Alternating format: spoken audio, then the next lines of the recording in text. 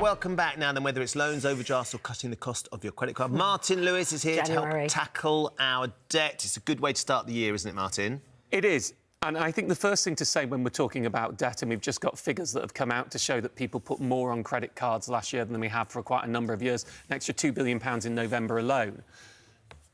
If you've got debts right now, nobody goes out to get debt going, hey, I'm going to go and get myself some debt. Debt is a symptom of other spending generally or other change of circumstance that you have. So we can't look at your debt in isolation. So what goes along with this conversation, I won't do it in detail today, is do a budget. Go through everything else that you spend money on to see if you can reduce the costs on that. Stop borrowing any more. If you have savings, they're generally best to clear expensive debts with your savings. Now, some people say, oh, I need a cash emergency fund. Just be very plain. You've got £2,000 debt on a credit card and £2,000 in a savings account. That's earning you 3–4%. That's costing you 25% if it's on a high street card. You're 220 quid per £1,000 a year better off clearing it. And if the worst came to the worst and you had an emergency afterwards, I'm not saying cut the credit card up. You could put it back on the credit card, but you've saved in the meantime. Another quick one before I even get into this, because there's so much. Minimum payments. Minimum payments are absolute blooming genius by the banks. What happens with the minimum payment, and many people pay the minimum payments, is the amount that you are paying is in direct proportion to what you owe. So as you owe less, you pay less. So you're only just covering the interest, which means you basically stay in debt for years. This is a gobsmacking fact I'm about to give you. You got £5,000 debt on a credit card. Yeah. You pay the minimum repayment only on a typical credit card, and it does depend, they will slightly change. It would take you £5,000 of debt, 35 years to clear at £9,000 of interest. Now, what people will be saying, yeah, but I can't afford to pay any more than minimum payment. So here we go.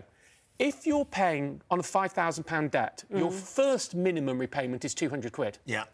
If you said, I'm going to pay £200 every month, so you fix it, because remember, it's dropping, but you fix it at £200, instead of 35 years, you clear it in 3 years. Instead of £9,000 interest, you pay 1,600 quid interest. So I'm going to tell you how to cut the interest in a moment anyway. And so minimum repayments are dangerous, but the time you would want them, final, before I've even got into this tip that's so important. Yeah. Lots of people have multiple debts. Overdrafts, we're going to talk about most expensive form of mainstream borrowing at 40%. Credit cards. You might have a loan, you might have something else.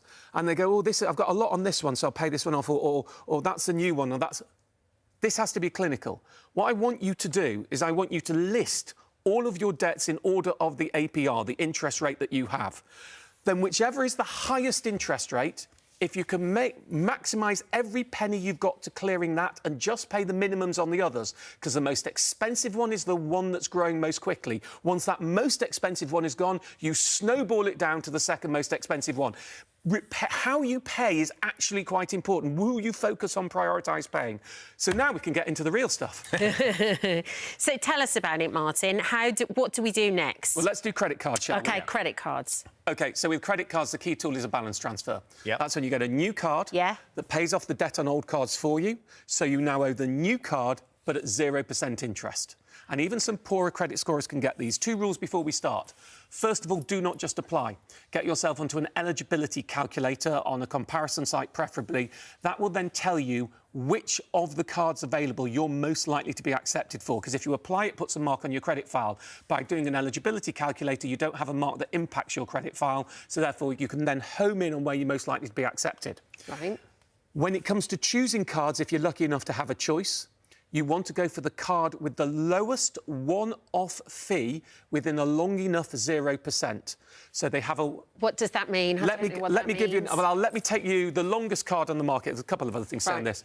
The longest card on the market is TSB. Yep. It's up to 38 months, 0%. I'll talk about the up to in a moment, with a 3.49% one-off fee. So if you shift £1,000, you'll pay £35 fee. You could go much, much shorter. The longest no-fee card on the market is Barclaycard, up to 14 months, 0%, no fee. Right. So if you could clear all your debts in 14 months, you go for the no fee. Yeah. But if you need longer, you go longer. I see. So you buy yourself more time. So you buy, but you have to pay a fee to do that. Yes. And actually, if you go in the middle, the fees are somewhere in the middle. Now, I said up to, on both those cards are up tos. When you apply for some balance transfer cards and credit cards, If they are up-tos, that means not everyone who is accepted will get the full 0% length. Many will get a backup length. But, so I'm going to give you some alternates. The longest definite 0% card, where everyone accepted gets it, is Barclaycard, 36 months 0% with a 3.45% fee. And then the longest definite no-fee card is Virgin Money, 12 months 0% no fee. Why am I telling you those? You go into an eligibility calculator. If you've got a high chance of getting a card that is a definite card, then you know that if you apply and get it, you're going to get the full length. Yeah. If you've got a high chance of the cards that's an up-to card, you might get a much shorter deal. So it gives you a certain level of surety. And also on eligibility calculators, there are lots of poorer credit cards at the moment. I just need to give you my golden rules for balance transfer. Yeah. It's really important. Please. Never miss your minimum monthly repayment. You can lose the 0%. Right? Okay. So you've got 38 months 0%, great. Month 2, I'm 2 days late. You've just lost your 0%. It's gone. So set up a direct debit to pay the minimum, and if you want to pay more off manually. Yeah. Rule number 2, make sure you plan to clear this before the 0% ends, or in the worst case, you balance transfer it again. And rule number 3, do not spend or withdraw cash on your balance transfer card. Your balance transfer card is a tool to cut the cost of your existing debt. It is not cheap for spending or transferring cash. In fact, what I say, you don't actually have to do this, but I think it's a good way to think about it. I would get my balance transfer card. I would get a bowl of water. I would put my balance transfer card in a bowl of water and I put it in the freezer. And that way you have to smash the ice to really make you think before you spend on it. You don't actually have to do that, but conceptually that's how you should be thinking. It's a great way of thinking about it, though. OK, we've not got a lot of time left. What do we do, overdrafts? Let's do overdrafts quickly. I said before, pretty much every bank at the moment charges 40% on an overdraft. That's more than credit cards. It feels very tempting at Christmas, though, doesn't it? Just nip into your overdraft. See, this is the psychological thing. Nipping into your overdraft is a debt, everyone. It is a debt. So here's what people do. I'm overdrawn. It's costing me 40%. Oh, I've got credit card debt. I'm going to pay my 24.9% APR credit card debt off with my more expensive overdraft. No, pay your minimum on your credit card and get rid of the blooming overdraft. So what do we do on overdrafts?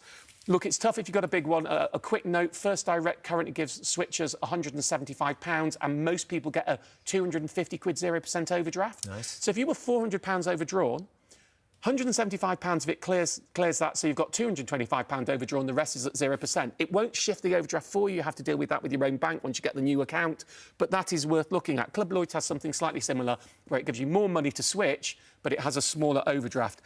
Otherwise, there's a thing called a money transfer credit card. If we're short of time, I'm not going to explain it. Go and look on a legitimate information source for a money transfer credit card.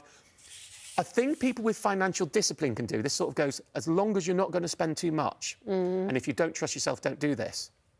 You could get a 0% spending credit card, so you can spend on it at interest-free, and then you get that card, and then you spend all your normal spending, it is not an excuse to spend more, on that 0% card.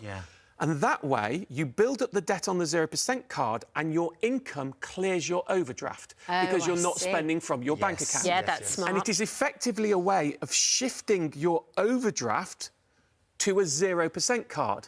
And then as soon as your overdraft's gone, don't put any more in the 0% card and make sure you pay that card off within the 0% period. You see why I say it's only for those with financial discipline? So in a technical route, it works very well, but you've got to trust yourself. You've got to be on your spreadsheet with your budget doing it well. We've got to get you back, Martin. That's all there is to it. We need more help. The surface, really. Buy now, pay later is worth looking at how you shift the cost of loans and a lot more. I mean, debt busting is big, but we'll do it again. I'm still on the show. Will you come back again? Hopefully you'll have me back next week, as you normally do. Of course. Nice to have you in the new studio.